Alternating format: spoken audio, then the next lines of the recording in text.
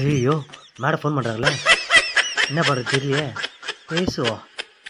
Hello hello Devendar, why did your son not come to school?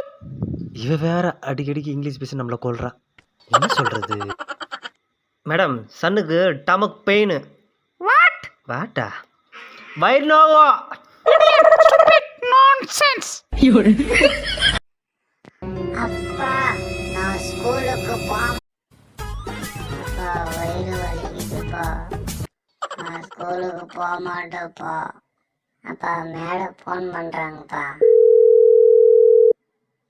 Hello madam, அப்பா கிட்ட தரேன், நீங்களே பேசுங்க. இல்லப்பா